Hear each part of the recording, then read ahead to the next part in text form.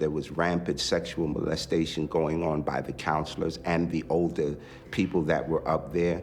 There was violence, there was drugs, there was extortion. We got an allowance every Saturday. There were certain people that went around every Saturday taking other people's allowance. We got sneaker vouchers, clothes vouchers. If you couldn't fight to keep your voucher or your money, then you were gonna lose it. So that chaos that I ran into on Rikers Island was just going back home to the boys' home for me. In the dorm, the beds are, all lined up, but they're also screwed into the floor, so they don't move. They're metal. And there were two girls who were having a disagreement over something. I don't even know what it was. It was probably something really dumb.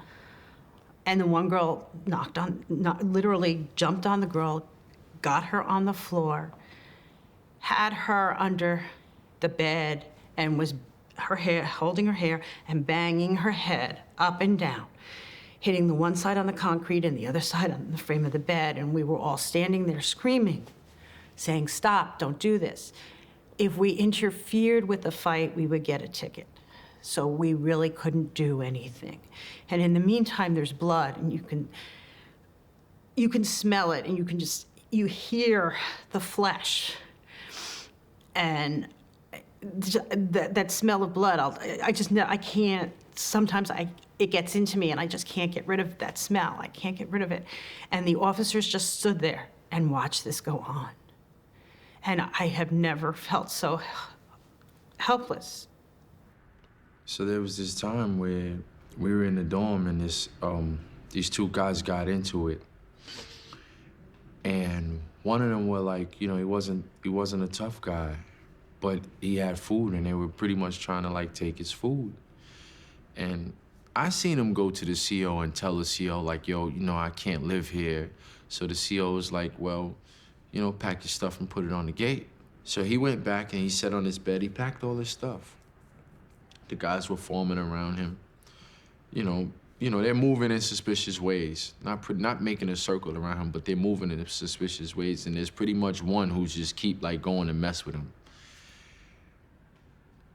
He could fight and he could beat this kid, but he didn't want to. He didn't want to fight. He just wanted to be left alone. He wanted to go to court. He wanted to make it home.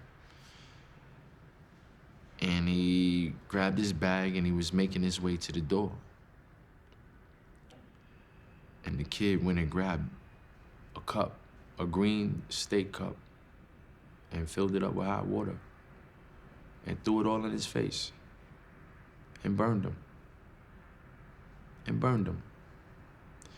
And when he did that, the kid reached in his face and he pulled the rest of his face off. My name is Raymond Yu. I'm 34 years old, born in Lower East Side, Manhattan. I got into trouble as a child. I was in and out the system, like Spofford, group homes, detention centers.